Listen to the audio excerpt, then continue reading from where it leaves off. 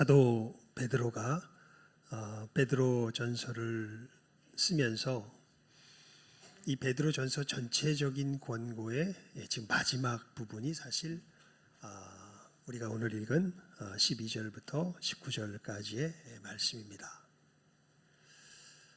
사도 베드로는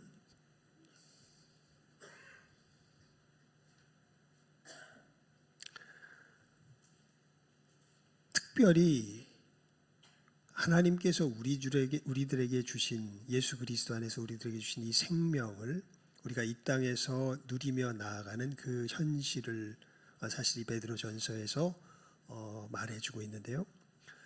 그 현실의 특징을 다른 어떠한 사도들보다 이것이 우리들이 예수님의 생명 가운데 살아가는 우리들의 삶의 특징이다라는 이것을 굉장히 강조하는데 이게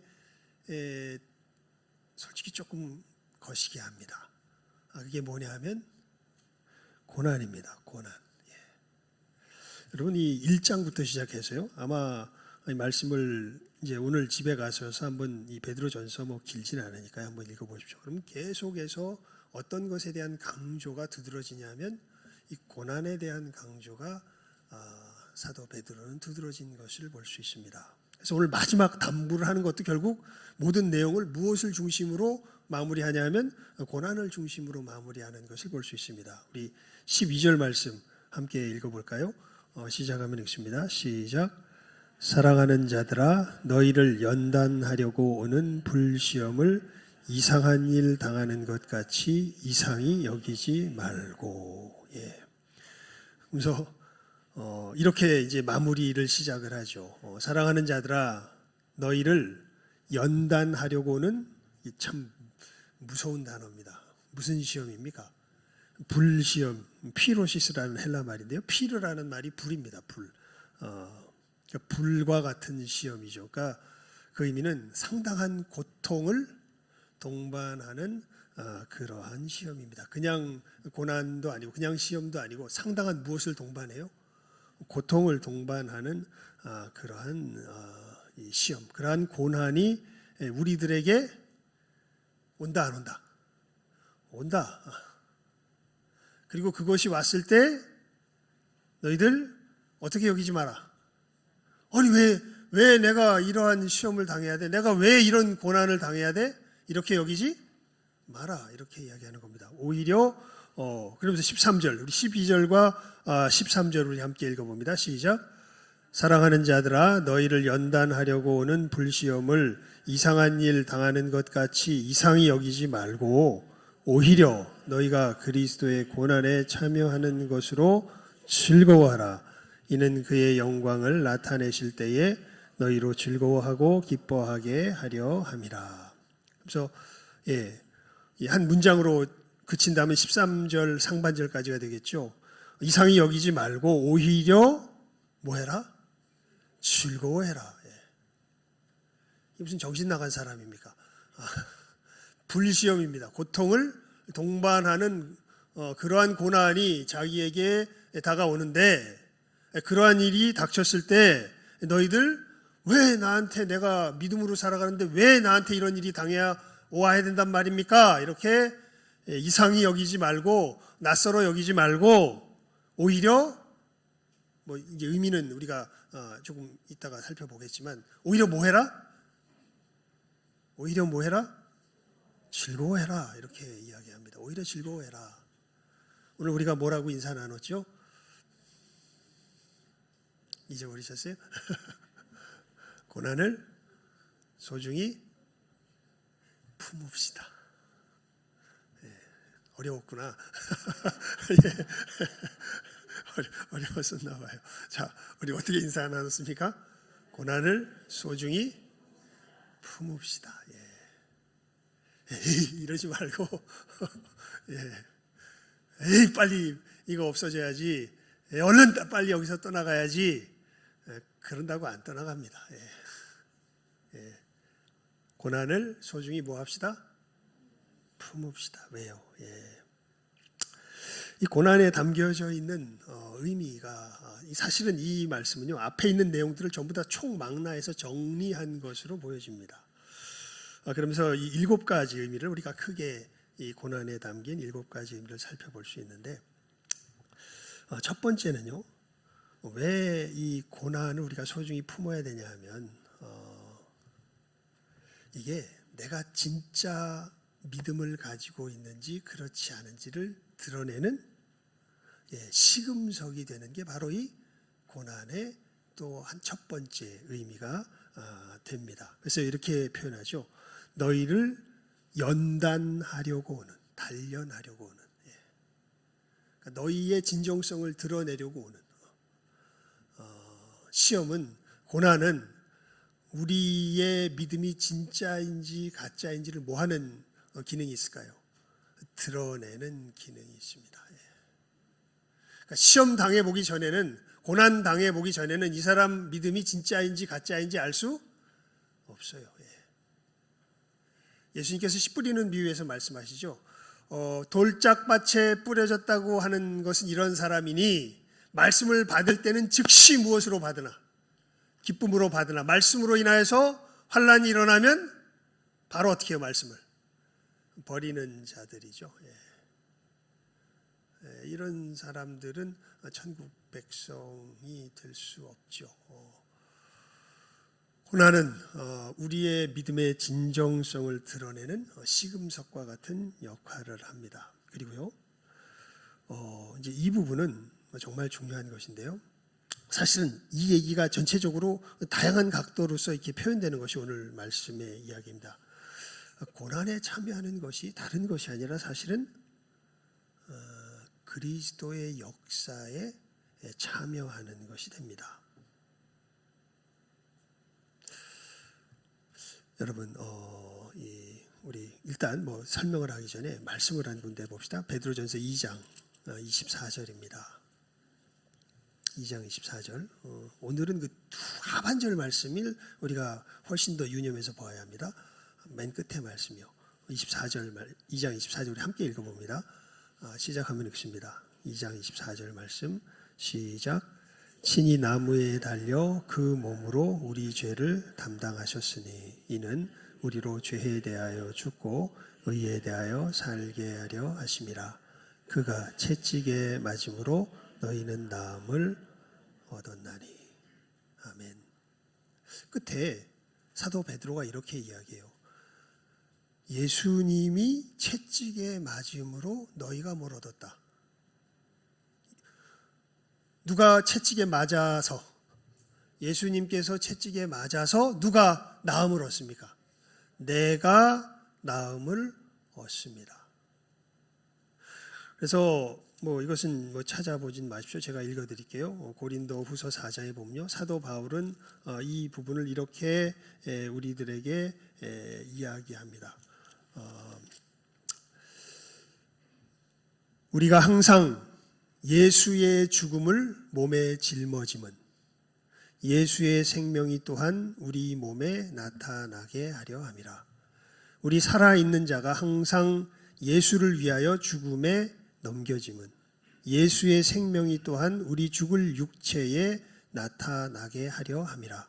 그런즉 사망은 우리 안에서 역사하고 생명은 너희 안에서 역사하느니라. 이 이야기를 사도 베드로는 아주 단순하게 이렇게 표현한 겁니다. 저가 채찍에 맞음으로 누가 나음을 얻어요? 우리가 나음을 얻어요. 그래서 이거는 우리 같이 볼까요? 골로새서 1장 24절인데요. 골로새서 1장 24절. 골로새서 1장 24절입니다. 이것은 같이 한번 읽어봅시다. 골로새서 1장 사도 바울의 고백입니다. 골로새 교인들을 생각하면서 사도 바울이 하는 고백이죠. 1장 24절 말씀입니다. 우리 시작하면 읽습니다. 시작. 나는 이제 너희를 위하여 받는 괴로움을 기뻐하고 그리스도의 남은 고난을 그의 몸된 교회를 위하여 내 육체에 채우노라. 나는 이제 너희를 위하여 받는 괴로움을 뭐한다? 기뻐한다. 고통을 즐거워하는 사람들이 아닙니다. 그건 변태죠. 고통을 즐거워하는 사람은 변태입니다. 네, 고통 때문에 즐거워하는 것이 아니라 이 고난이 담고 있는, 고난이 이루어내는 그 역사 때문에 즐거워하는 거죠. 너희를 위하여 받는 괴로움을 기뻐하고 그래서 그리스도의 무슨 고난을? 남은 고난을 누구를 위하여? 그의 몸된 교회를 위하여 어디에 채운다? 내 육체에 채우노라. 이렇게 사도 바울이 이야기합니다. 그러니까 여러분, 우리가 정말 믿음으로 제대로 살아가잖아요. 그러면 뭐가 올 것을 반드시 예상하고 있어야 돼요. 그냥 오늘 말씀이 이게 표현이 너무 좋아. 무슨 시험? 불시험. 불과 같은 고난이 우리들에게 올 것을 반드시 뭐하고 있어야 돼요? 예상하고 있어야 돼요. 제대로 살면요 반드시 옵니다. 불과 같은 시험. 그리고 그거 왔을 때 어떻게 여기지 말아라. 이상히 여기지 말고 올게 왔구나. 자, 우리 이건 좋은 말인 것 같다. 이상히 여기지 말고 어떻게? 올게 왔구나. 한번 해봅시다. 이상히 여기지 말고 어떻게 해요? 올게 왔구나. 이렇게 여기라는 겁니다. 올게 왔구나. 그러면서 내가 이제 어디에 참여할 수 있겠다. 그리스도의 고난에 참여할 수 있겠다. 그것을 바라보면서 오히려 뭐 해라? 기뻐해라.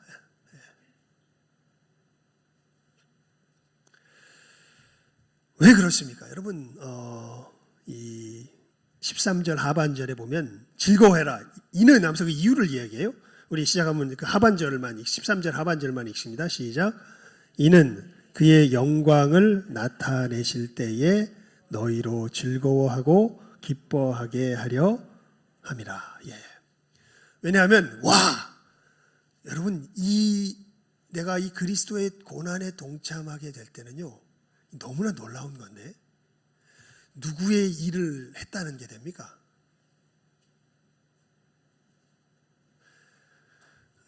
여러분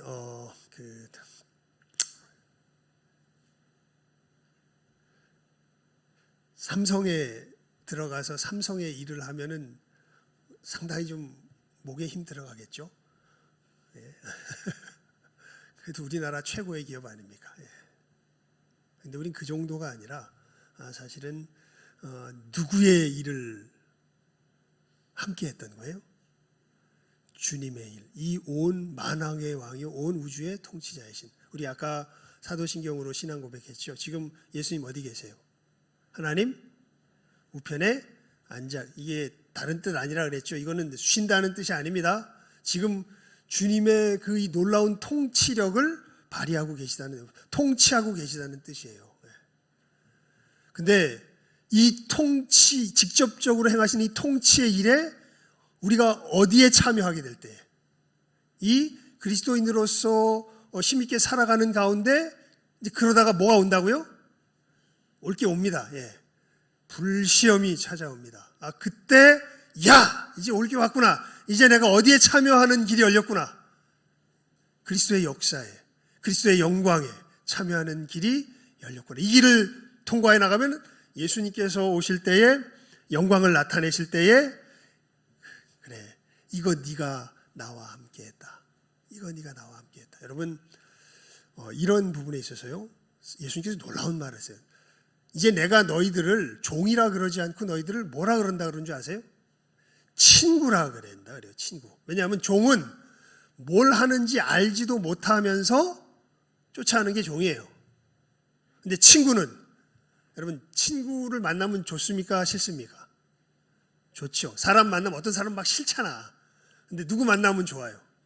친구 만나면 좋죠. 친구 만나면 왜 좋습니까?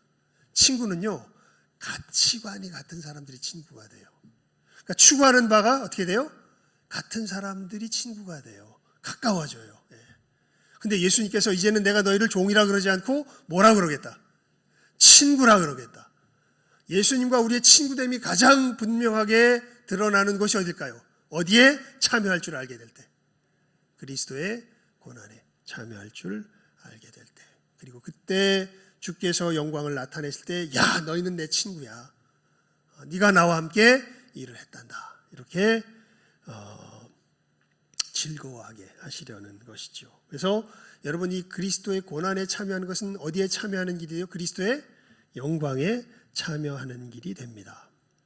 그리고 여러분, 우리 안에 이 그리스도의 영, 그러니까 그리스도의 영, 그러면 성령, 그러면 우린 되게 이상하게 생각해요. 그냥 무슨 정신 나가고 무슨 뭐 예언하고 방언하고 뭐 이런 것들을 성령이 충만한 것으로 보통 생각하는데, 물론 그런 현상이 없는 건 아닙니다만, 성령에 충만하다는 것의 가장 핵심적인 뜻은 내 정신이 누구의 정신과 같다. 예수님의 정신과 같다, 그 뜻입니다. 그러니까 우리가 언제 예수님의 정신과 가장 일치됨을 우리들 속에서 확실하게 느끼며 체험할 수 있냐면 14절 말씀 읽어볼까요? 시작 한번 읽습니다. 시작. 너희가 그리스도의 이름으로 치욕을 당하면 복 있는 자로다. 영광의 영 곧 하나님의 영이 너희 위에 계심이라. 이 말씀을 잘 읽어보면 좀이 아니라 상당히 좀 거북하기도 해요. 왜냐하면 예수님의 이름으로 칭찬을 받는 게 아니라 뭘 당하면 좀 허탈하죠. 허탈한 게 아니라 뭔가 좀 이렇게 당혹스럽죠. 예수님의 이름으로 뭘 당해요? 치욕을 당해요. 치욕을. 여러분, 예수님이 특별히 유대인들에게 예수님께서 이 활동할 당시 뭐라고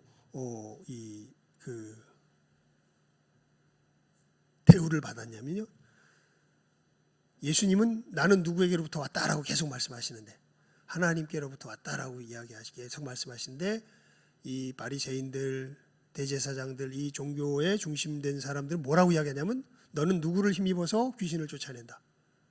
마귀를 힘입어서 귀신을 쫓아낸다. 이렇게 예수님께 대하여서 저는 율법을 알지 못하는 자다. 저는 사악한 자다. 이렇게 예수님을 오히려 참남죄로 몰아서 결국에는 죽이기까지 하는 것을 우리가 볼 수 있습니다. 그래서 예수님 그런 말씀하세요. 이제 때가 되면 너희들이 예수님을 잘 섬기면 저놈을 핍박하는 것이 하나님을 바르게 예배하는 길이다라는 그러한 일을 너희들이 당하게 될 거다. 그렇게 예수님께서 성경에 또 이야기하신 부분이 있습니다. 그러니까 여러분, 우리가 예수님의 길을 정말 잘 쫓아가잖아요. 그러면 예수님의 이름으로 뭘 당하는 것을 우리가 예상하고 있어야 돼요. 치욕을 당할 것을 예상을 하고 있어야 합니다. 왜 그러냐 하면 이게 이제 정말 중요한데요.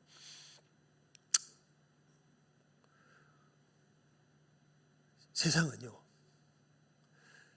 자기 본위예요. 세상은요, 자기가 중심이 되어야 해요. 근데 진짜 예수님의 영이 임하면요, 그것을 정면으로 부인합니다. 이 세상은 누구 본위가 돼야 돼요? 하나님 본위가 돼야 돼요. 진짜로. 그러니까 예수의 정신에 진짜 사로잡힌 사람은 뭘 못 견디냐 하면, 물론 자기가 잘 하지도 못하는 부분도 있기도 하지만 어떤 것을 못 견디냐면 이 세상이 누구 본위로 된 것을, 사람 본위로 된 것을 못 견딥니다. 이 세상은 누구 본위예요? 하나님 본위예요. 하나님이 중심이 되신 곳이에요. 그렇게 되지 못한 것이 죄의 본질입니다. 그것을 사람들에게 드러내니까 이것을 사람들이 견딜 수가 없습니다. 여러분 인생 누구 겁니까? 아주 복잡하게 할 거 없이 여러분 인생 누구 겁니까? 요즘 노래와 모든 광고와 무슨 모든 사상과 모든 것에 정신에 깊숙한 것에 뭐가 그대로 자리 잡고 있냐 하면 내 인생은 누구 거다? 누구 거다? 내 거다. 이것은 엄청 거룩한 영역이 되어버렸습니다. 이것을 정면으로 부인할 수 있는 사람이 누구예요? 부인해야 하는 사람, 그리고 부인할 수밖에 없는 사람이 예수를 제대로 믿는 사람들입니다. 아니다. 여러분, 우리 거긴 읽어봅시다. 로마서 6장 10절 11절. 로마서 6장 10절 11절. 예수님께서 하신 일이 뭔지 거기 그냥 그대로 나오죠. 로마서 6장 10절 11절. 우리 함께 읽어봅니다. 로마서 6장 10절 11절. 함께 읽어봅니다. 로마서 6장 10절 11절 말씀.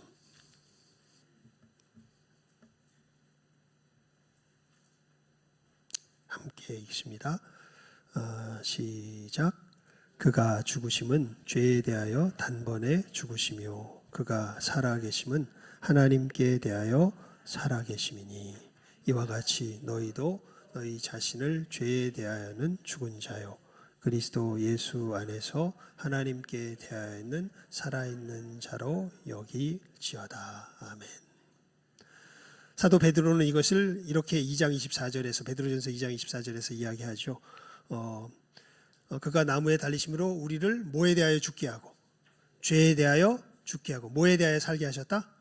의에 대하여 살게 하셨다. 근데 이것을 사도 바울은 이렇게 표현합니다. 그가 우리로 뭐에 대하여 죽게 하고 죄에 대하여 죽게 하고 누구에 대하여 살게 하셨다?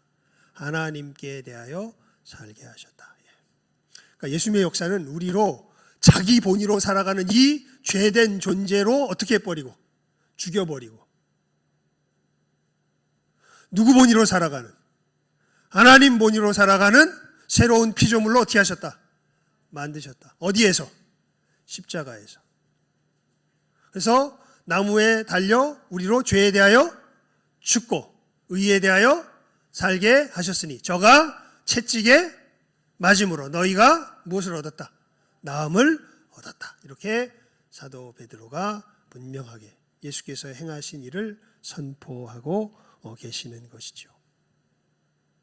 그래서 이 역사가 일어나려면 누군가는 그리스도의 이름으로 뭘 당해야 돼요?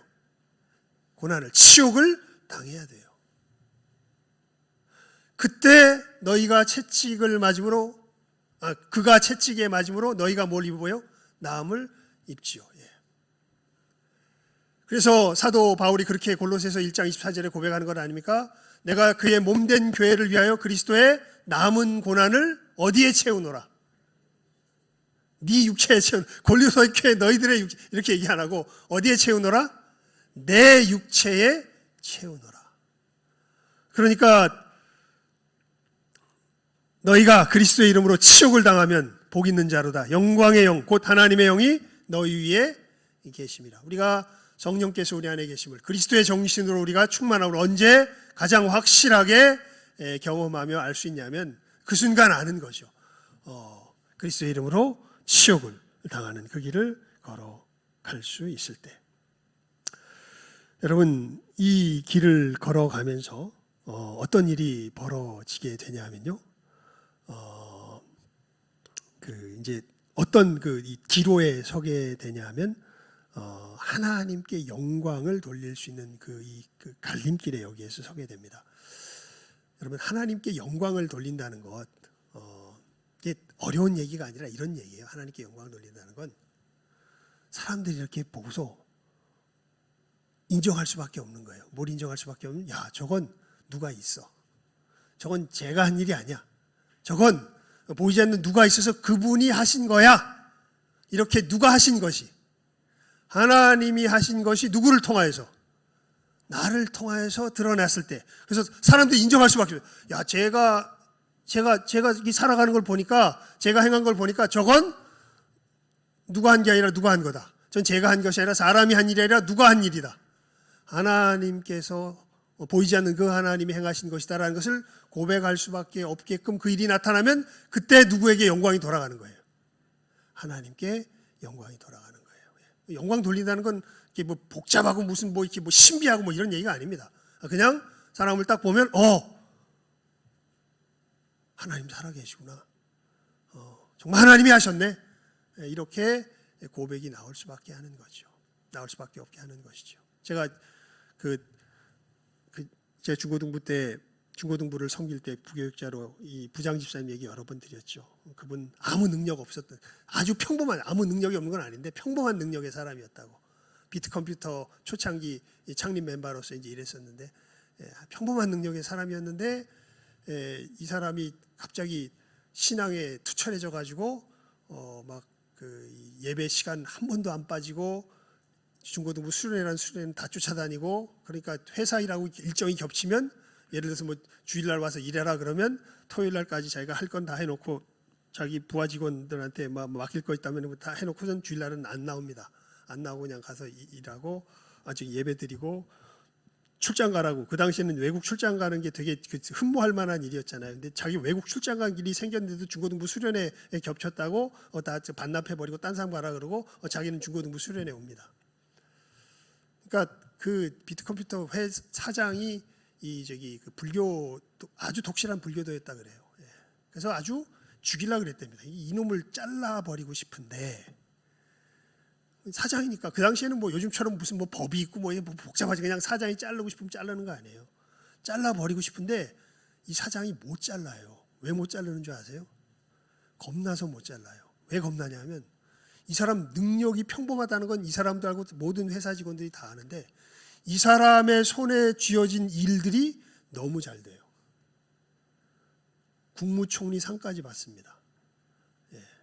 그러니까 사장이 저놈을 잘라버리고 싶은데 저는 마음에 안 들어가지고 두려운 거예요. 만약 쟤 잘랐다가는 제 뒤에서 저 평범한 놈을 국무총리 상까지 받게 하는 그 분의 뭐가 두렵다.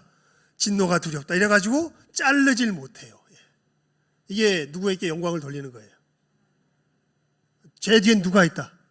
하나님이 계시다.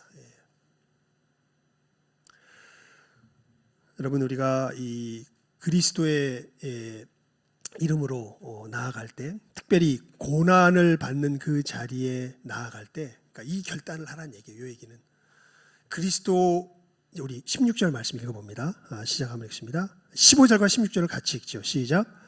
너희 중에 누구든지 살인이나 도둑질이나 악행이나 남의 일을 간섭하는 자로 고난을 받지 말려니와 만일 그리스도인으로 고난을 받으면 부끄러워하지 말고 도리어 그 이름으로 하나님께 영광을 돌리라. 이 무슨 얘기냐면 그리스도인의 이름으로 내가 가는데 고난을 받는 거예요. 그러면 그 길을 걸어가는 게 누구에게 영광을 돌리는 거다. 그 길을 걸어가는 게 하나님께 영광을 돌리는 거다. 부끄러워하지 말아라. 위축되지 말아라. 그 길을 뭐 해라? 걸어가라. 그 뜻입니다. 그게 누구에게 영광을 돌리는 거다. 하나님께 영광을 돌리는 거다. 왜 그러냐면 여러분 이게 이제 그 거대한 진리가 여기서 선포가 되는데요. 이 세상은 아까도 초두에 말씀드렸지만 우리 세상이 아닙니다. 이 세상은 누구의 세상일까요? 여러분 정말 이 진리가 믿어지는 은혜가 있기를 정말 주님의 이름으로 축원을 드립니다. 이 세상은 여러분 세상 아니에요. 인생도요. 여러분 인생, 여러분이 주인된 인생 아니에요. 이 세상은 하나님의 세상입니다. 이 여러분의 생명의 주인도 여러분 자신이 아니라 누구실까요? 하나님이십니다. 그리고 이제 하나님의 심판이 시작되었습니다. 이 하나님의 세상에 합당치 않은 자들을 다 쫓아내실 때가 곧 옵니다. 하나님의 세상에 합당한 자들이 온전히 이제는 분리되어서 그 사람들과 함께 영원한 나라가 펼쳐질 때가 곧 옵니다. 무슨 동화 쓰고 있냐고요? 여러분 이게 진실입니다. 이게 사실입니다. 예수님께서 이 땅에 초림하셨을 때 그 나라가 이미 어디에 임한 거예요? 이 땅 위에 임했죠. 그래서 예수를 믿는 사람들은 이미 그 나라에서 뭐하고 있는 사람들이에요? 살고 있는 사람들입니다.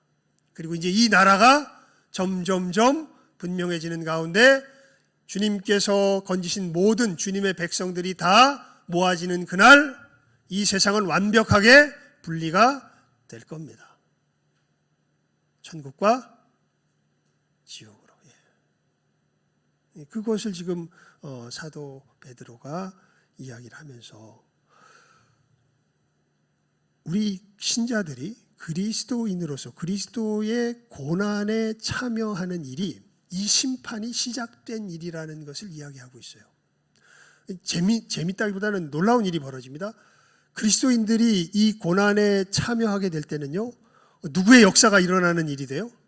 그리스도의 역사가 일어나는 일이 돼요. 그런데 이렇게 되면서 이제 그 역사의 핵심은 뭐냐면 어둠에 있었던 사람들이 어디로 참여하게 되는 겁니까? 다시 빛의 나라로 돌아오는 역사가 일어나게 되죠. 저가 채찍에 맞음으로 너희가 나음을 얻게 되는.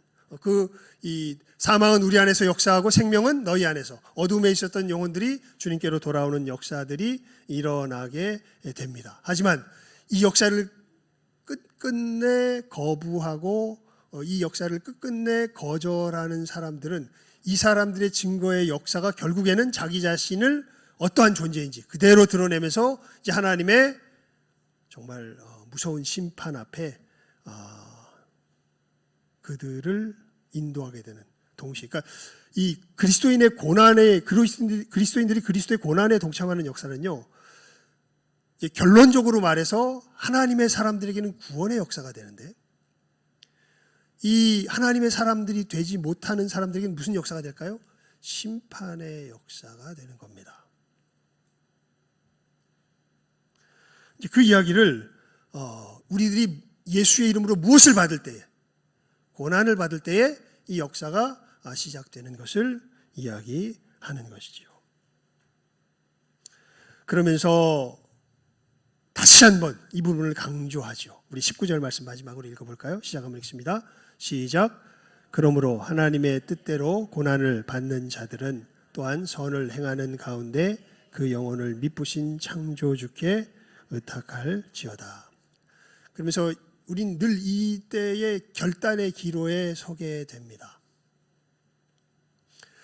그러니까 여러분 결국 천국의 사람과 이 세대에 속한 나중에 지옥의 사람들, 결국 자기 본의로 살아가는 사람들과는 살아가는 삶의 이 스타일 자체가, 삶의 길 자체가 아예 달라요.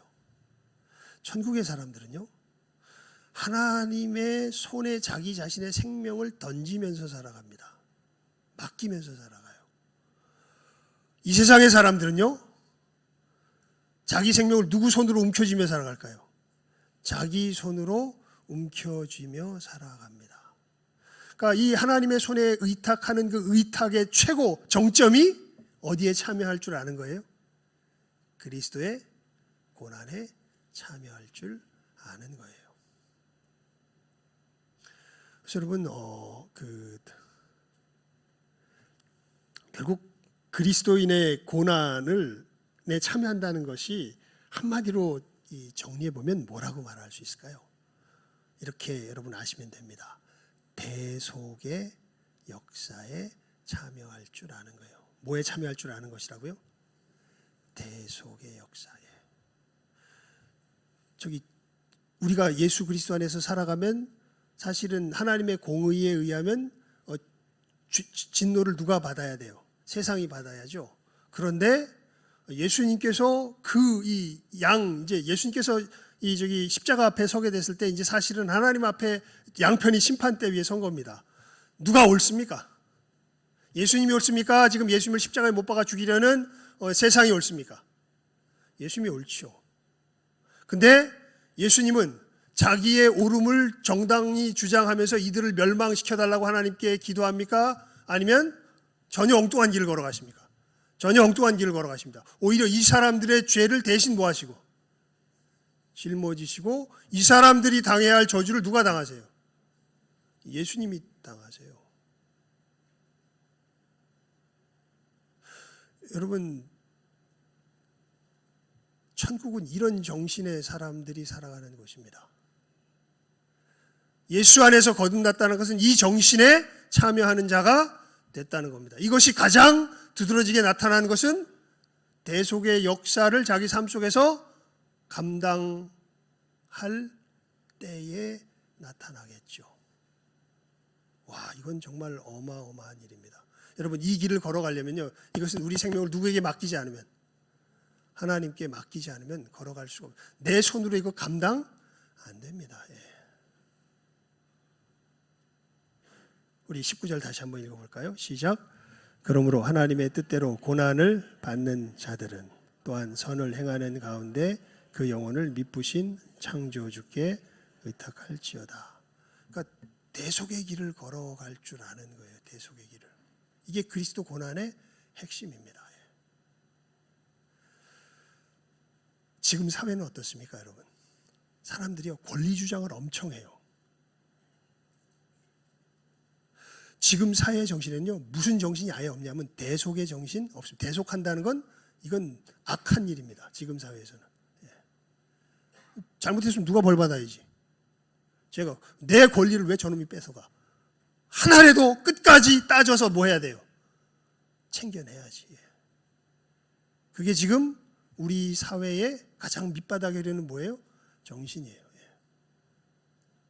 예수님은 전혀 반대의 길을 걸어.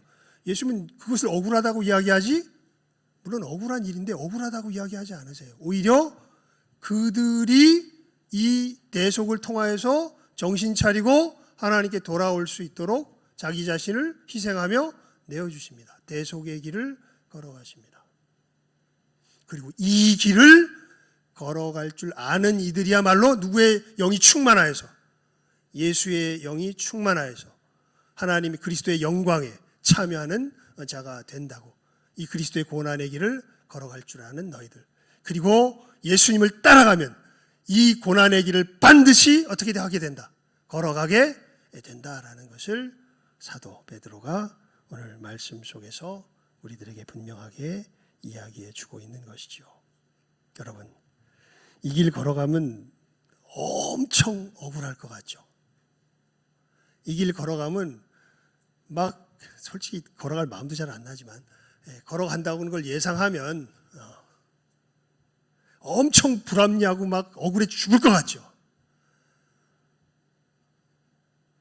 예수님 뭐라 그러시는 줄 아세요? 여기만 읽고 우리 말씀 맺읍시다. 요한복음 16장, 요한복음 16장입니다. 요한복음 16장 제일 마지막 절. 요한복음 16장 제일 마지막 절입니다.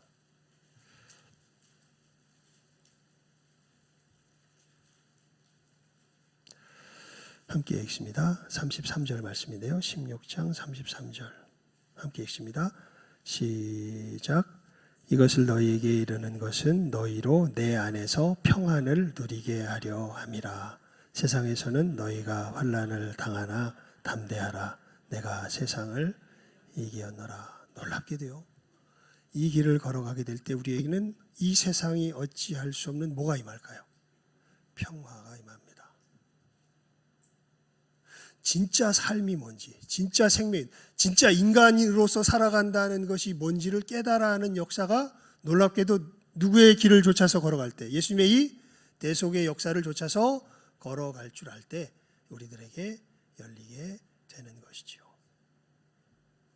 이건 정말 믿어서 던지지 않으면 못 갑니다. 그러니까 신앙의 길은요, 결국 늘 그런 상태인 것 같아요. 그 절벽의 비유 아시죠? 하나님 제발 좀 살려주세요. 절벽에 매달려가지고 떨어져 죽을까봐 지금 나뭇가지 하나 붙들고서 살려달라 그러니까 하나님 그렇게 말씀하세요. 그래, 내가 네 얘기를 듣고 너를 살려주겠다. 대신 내가 말하는 대로 하면 네가 살 거다. 예, 하나님, 하나님께서 말씀하시는 대로 제가 행하겠습니다. 하나님께서 뭐라 그러시냐면, 그래, 네가 잡고 있는 그 가지를 놔라. 그러면 내가 너를 살려주겠다. 지금 내 생명을 지탱하고 있는 게 뭐예요? 이 가지인데. 이거 놓으면 어떻게 돼요? 죽을 것 같은데 하나님께 살려달라 그랬더니 뭐 그래도 힘 빠져서 지금 죽을 것 같아서 하나님께 살려달라 때 하나님께서 뭘 하래요? 이 가지를 놓으래요. 대속의 길을 걸어가래요. 이 고난을 이상한 일 여기는 것으로 생각하지 말고 주님 걸어가신 그 길을 즐거운 마음으로 쫓아가랍니다. 그때 하나님께 의탁하는 그 믿음이 뭔지를 알게 될 거고, 하나님께 영광을 돌리는 그 하나님의 역사가 너희들 가운데 나타날 테니까 이 고난의 길을 즐거운 마음으로 걸어가라고 이야기하는 것이죠. 우리 오늘 뭐라고 인사했습니까? 고난을 소중히 품읍시다. 기도하겠습니다. 하나님 아버지, 저희들 참으로 고난에 담겨진 이 총체적인 의미를 사도 베드로가 마지막 베드로전서를 마무리하며 정리하여 우리들에게 이야기해 주는 이 귀한 교훈을 저희들 들었습니다. 하나님, 주님을 따르며 이 대속의 길을 걸어가는 이 걸음 속에 고난은 반드시 우리들에게 찾아온다는 것을 저희들 이 시간 분명하게 알게 하여 주시고, 이제는 그저 고난을 어떻게 하면 피할까 본능적으로 전전긍긍하며 살아가는 우리들 아니라 예수님께서 걸어가신 것처럼 주님의 이 대속의 걸음을 배우며 어떻게 이 고난을 바르게 품으며 나아갈 수 있을 것인지를 생각하며 이 고난에 동참할 줄 아는 우리 귀한 믿음의 식구들, 정말 주님의 귀한 일꾼들, 주님의 용사들 다 되게 하여 주시기를 간절히 바라옵고 소원하옵고 축복하오며 모든 것 예수님의 이름으로 기도드리옵나이다. 아멘.